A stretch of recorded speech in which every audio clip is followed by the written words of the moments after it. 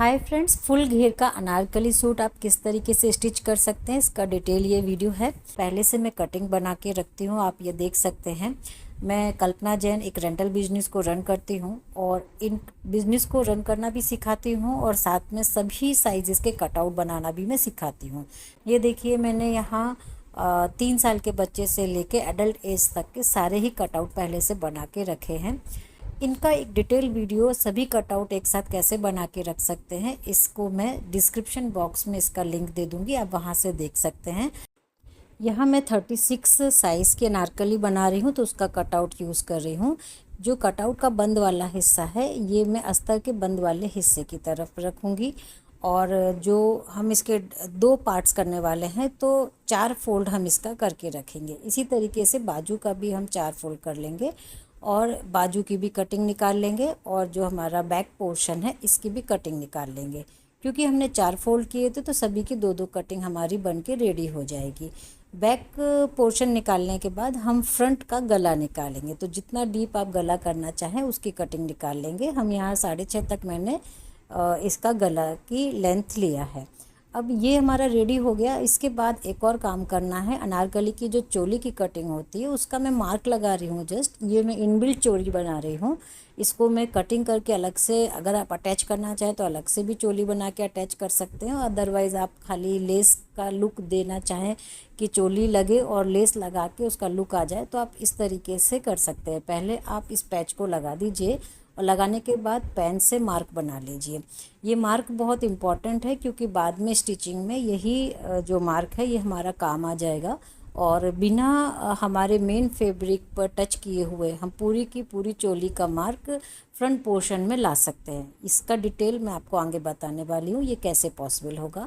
अब सभी कटआउट्स को हम मेन फैब्रिक पे लगा लेंगे। ये हमारा कुछ L95 का फैब्रिक है तो इस तरीके से मैंने रखा है डबल करके कि आगे का पोर्शन और जो पीछे का पोर्शन है ये दोनों एक के पीछे एक आया है। इसी तरीके से हमने बाजू भी रखी है और बंद वाले हिस्से की तरफ बंद वाले हिस्से रखे हैं जहाँ बंद होना चाहिए और पलट के हमने देखिए इस तरह बाजू निकाल रहे हैं। थोड़ा तिरछा भी हम ले लेंगे तो हमारे कपड़ा कम उस कपड़े में अच्छे से ये ऊपर की चोली निकल आएगी। और देखिए ये इस तरीके से लगेगा जैसे हम लोग कटिंग मशीन से कपड़ा सेट करके करते हैं, ऐसा ही आपको पूरा फील आएगा। तो आप कटिंग अगर बना के रखेंगे और फिर कपड़े पे सेट करेंगे तो आपके कपड़े की बहुत बचत होती है।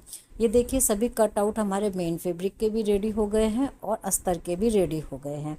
अब इसको मैं ओपन करके बता रही हूँ इस पेन वाले मार्क को हमें किस तरीके से सेट करना है। पहले मेन फैब्रिक को सीधा करके रखना है और पेन वाला जो मार्क का हिस्सा ये हमारा अंदर जाना चाहिए, जिससे जब हम इसको पलटेंगे तो ये ऊपर की तरफ आ जाएगा।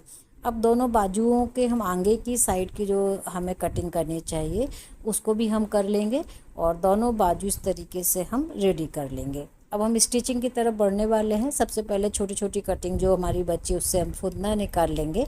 अब दोनों जो बाजू हैं, कई बार बिगिनर को प्रॉब्लम आती है कि बाजू गलत तरीके से दूसरे हैंडों में जुड़ जाती है, तो उसको भी मार्क हम बनाने के लिए जो हमारा मेन फैब्रिक है उस पर हम मार्क नहीं करेंगे, उसके नीचे वाला जो अस्तर है जो पलट के सामने आने वाला उस पर हम कुछ भी एक मार्क बना लीजिए, स्टार बना लीजिए, ट्रायंगल बना लीजिए, टिक बना लीजिए, कुछ भी बना लीजिए, जिससे जब ये फैब्रिक पलट के आएगा तो आपको अंदाज हो जाएगा कि ये सीधा वाला हिस्सा है। तो इस तरीके से आप पहले मार्क कर लीजिए। अब मैं आपको स्टिचिंग करने का वो तरीका बता रही हूँ जिससे आपका हाथ का बाजू वगैरह बनाना बहुत आसान हो जाता है। ये देखिए मैंने 2 मार्क लगाए हैं, ये हमारी कलाई वाली साइड में हमने लगाए हैं। ये जो ग्रीन हिस्से हमने दोनों लगाए हैं, बस इन दोनों के बीच में हमें नहीं सिलना है, बाकी पूरी जगह हम इसको सिल देंगे।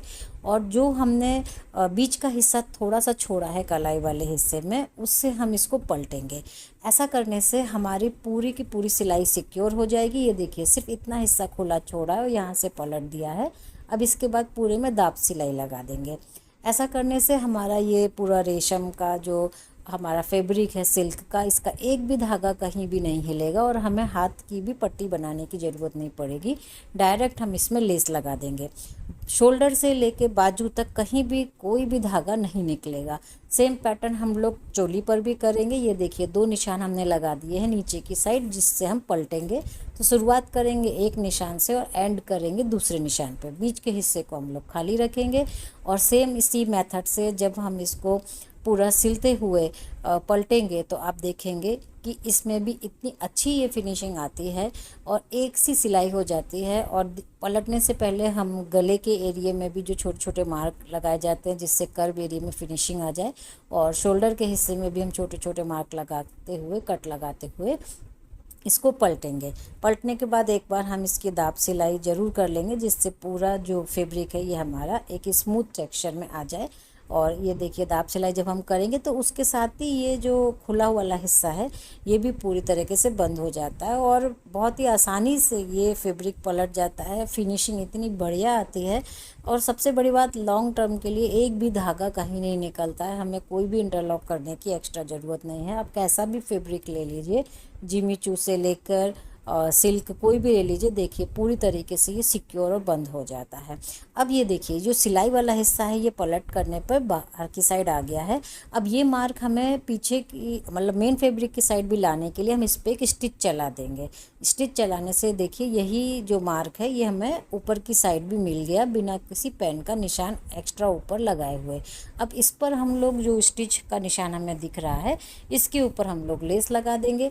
तो ये एक इतना सरल तरीका है। कोई भी पैटर्न अगर आप मेन फैब्रिक पे चाहते हैं तो आप बैक साइड में ड्रॉ कर लीजिए, मशीन चला दीजिए, उसके ऊपर जो भी वर्क करना चाहे कर लीजिए, एक सा पूरा बन के आएगा। अब नीचे हम लोग स्कर्ट को कैसे अटैच करेंगे जो हम लोगों को अनारकली के लिए चाहिए।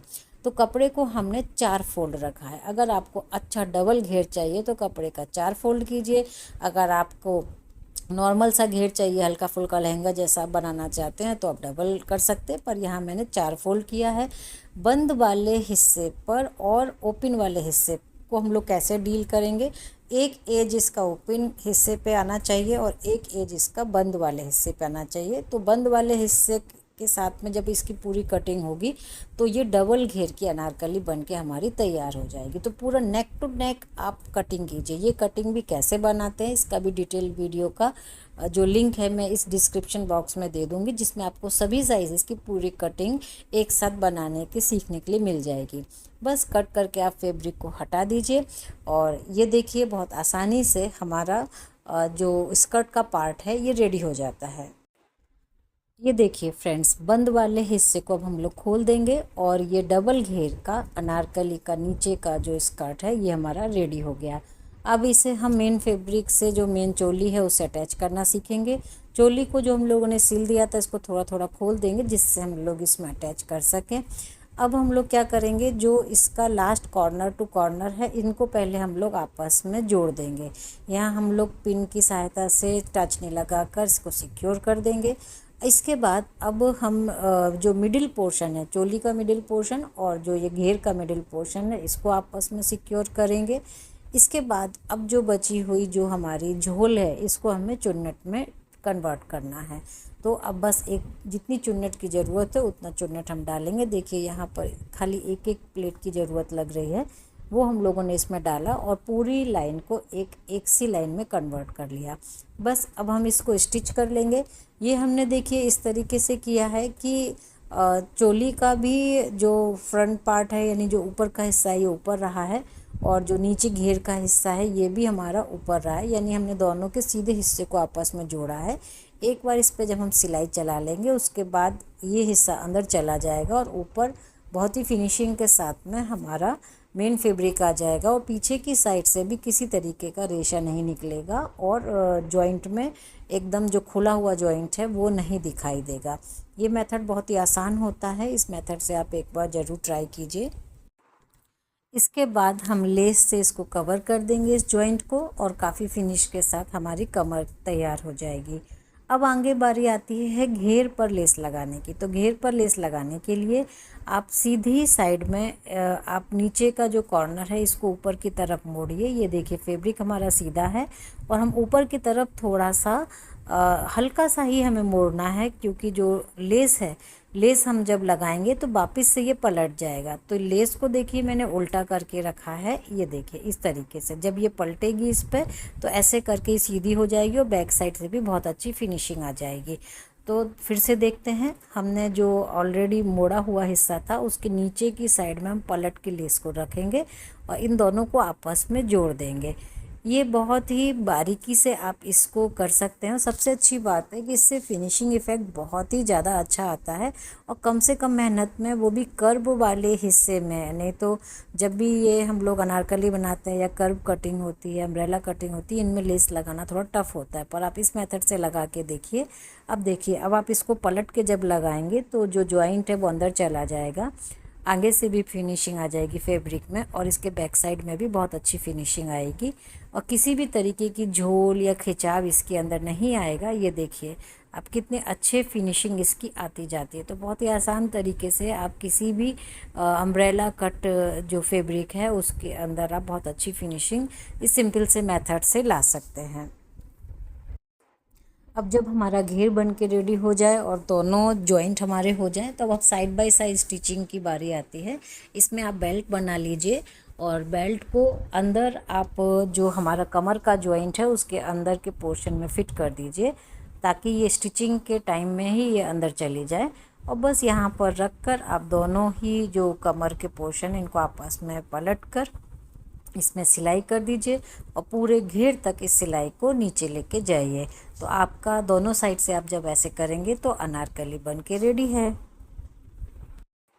ये था स्टिचिंग का वीडियो, और आपको कटिंग का वीडियो, कटिंग्स कैसे बनानी है सभी साइज़ेस की, वो मैं आपको एक साथ एक ही वीडियो में बता दूंगी, जिसकी डिटेल आपको डिस्क्रिप्शन बॉक्स में मिल जाएगी।